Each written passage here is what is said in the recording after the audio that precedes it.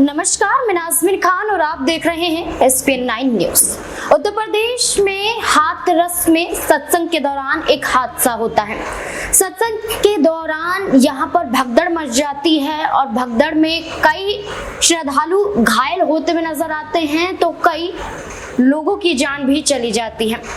सत्संग के आयोजन पर कई बड़े सवाल खड़े किए जा रहे हैं। जहां सत्संग को लेकर सवाल खड़े किए गए कि कई शर्तें, कई कैटेगरियां यहां पर सेट किया जाता है कि आखिरकार क्या कुछ यहां पर पालन किया जाए। तो ऐसे में देखा जाए तो सत्संग के दौरान अनुमति यहां पर 80,000 लोगों की थी, लेकिन देखा जाए तो यहां पर तकरीबन 2.5 लाख लोग यहां पर पहुंच जाते हैं सिर्फ और सिर्फ बाबा के दर्शन करने के लिए।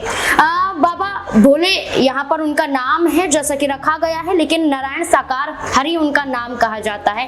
ऐसे में देखा जाए तो यहाँ पर SDM द्वारा भी जांच की जा रही है, यहाँ पर पड़ताल की जा रही है। SDM भी मौके पर पहुंचते हुए नजर आते हैं, यहाँ पर मुख्य सचिव भी मौके पर पहुंचते हैं, उत्तर प्रदेश के मुख्यमंत्री योगी आदित्यनाथ भी पहुंचते हुए नजर आते हैं और जायजा लेने की कोशिश की जाती है कि आखिरकार यहाँ पर क्या माहौल बनता हुआ नजर आया, किस वजह से यहाँ पर हादसा हुआ जिसमें तकरीबन यहाँ पर 180 लोगों की जान चली गई।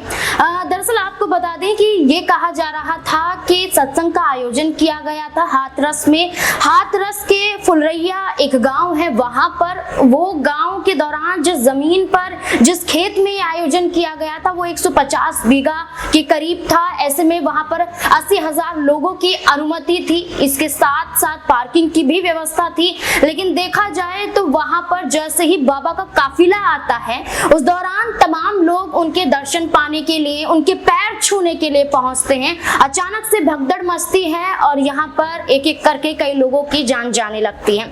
अब ये पूरा मामला उठा, योगी आदित्यनाथ ने कमेटी भी बनाई, कमेटी के तहत एक्शन लेने की मांग भी की गई। और यहाँ पर देखा जाए तो उत्तर प्रदेश में समाजवादी पार्टी के अध्यक्ष अखिलेश यादव ने भी आरोप लगाया कि कैसी व्यवस्था है, कैसे इंतजाम है, क्या इंतजाम किए गए, क्या शर्तों को माना भी गया, नहीं माना गया। तो सारे के सारे खुलासे होते हुए दिखाई दिए। अब ये पूरा मामला जहां इलाहाबाद हाई कोर्ट में भी देखा जा रहा है, तो अब ये पूरा मामला एक तरफ सुप्रीम कोर्ट में भी पहुंच चुका है। सुप्रीम कोर्ट के ही वकील हैं विशाल तिवारी, उन्होंने यहाँ पर जनहित एक याचिका दाखिल की है जिसके अंदर आरोपियों को सजा, बाबा को सजा और साथ ही साथ यहाँ पर तय हो कि अगर किसी भी समारोह का आयोजन होता है तो आखिरकार वहां पर क्या शर्तें होनी चाहिए और किन शर्तों के आधार पर किसी भी समारोह का आयोजन होना चाहिए। तो सुप्रीम कोर्ट तक ये मामला पहुंच जाता है और सुप्रीम कोर्ट में 5 सदस्यीय एक्सपर्ट कमेटी बनाने की बात की गई है और ये भी कहा गया है कि सुप्रीम कोर्ट के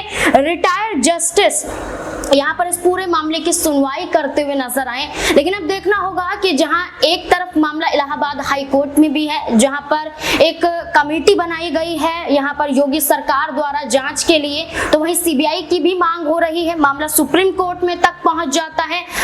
यहाँ पर जान जाने वाले लोगों की संख्या 121 के करीब बताई जा रही है, 35 लोग घायल हो जाते हैं। लेकिन अब ये देखना होगा कि जिस तरीके से पूरा मामला उठता हुआ नजर आ रहा है, क्या इस पूरे मामले में जो सत्संग आयोजन किया गया था, जिस तरीके से बाबा को लेकर यहाँ पर लोग काफी उत्साहित होते हुए नजर आ रहे थे, क्या बाबा पे भी कार्यवाही होती हुई नजर आएगी, क्या यहाँ पर इंसाफ मिलता हुआ नजर आएगा, क्या सुप्रीम कोर्ट में वाकई इस पूरे मामले में अगर सुनवाई होगी तो क्या तह तक खुलासे होंगे। जैसे कि जिस बाबा का जिक्र यहाँ पर किया जा रहा है, भोले बाबा, यहाँ पर नाम एक तरीके से उनका रखा गया है। ये भी कहा गया है कि वो इंटेलिजेंस ब्यूरो अधिकारी भी रह चुके हैं, ऐसा उनका यहाँ पर कहना है।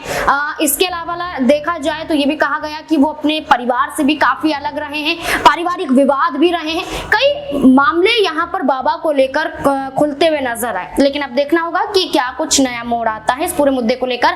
क्या है आपकी राय, क्या गिरफ्तारी होनी चाहिए, क्या वाकई उत्तर प्रदेश में जो व्यवस्था है वो लचीली है, जिस तरीके से इस तरीके की घटनाएं उत्तर प्रदेश में घटती हुई नजर आती है। क्या कहना है आपका, कमेंट सेक्शन में जरूर बताएं। देखते रहे SPN9 न्यूज। धन्यवाद।